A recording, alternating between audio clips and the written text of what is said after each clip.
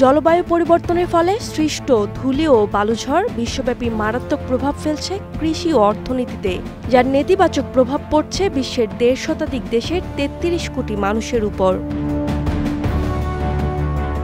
এর প্রভাবের ফলে মধ্যপ্রাচ্য ও উত্তর আফ্রিকা অঞ্চলে প্রতি বছর প্রায় ১৫,০০০ কোটি ডলার অর্থনৈতিক ক্ষতি হচ্ছে, যা ওই অঞ্চলের মোট জিডিপির ২.৫% সমান। প্রভাব থেকে নিষ্কৃতি মেলেনি যুক্তরাষ্ট্রের। শুধুমাত্র ২০১৭ সালেই দেশটির ক্ষতির পরিমাণ দাঁড়িয়েছিল ১৫,৪০০ কোটি ডলার, যা ১৯৯৫ সালের তুলনায় ৪ গুণ বেশি।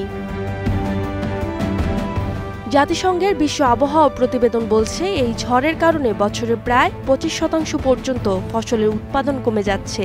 মরুভূমি সংলগ্ন অঞ্চলে এই সমস্যা আরও প্রকট, যেখানে ধুলা জমে মাটির উর্বরতা কমিয়ে দেয়।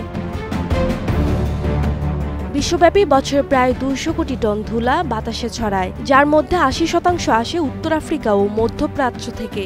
এসব ধূলিকণা মহাসাগর ও মহাদেশ পেরিয়ে হাজার কিলোমিটার দূর পর্যন্ত পৌঁছে প্রভাব ফেলছে কৃষি ও জনজীবনে।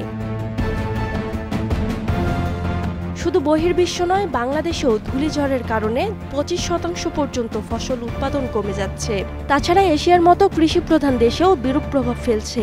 শুধুমাত্র ২০১৯ সালে ভারত, পাকিস্তান ও চীনে ১৯ কোটি ডলারের আর্থিক ক্ষতি হয়েছে।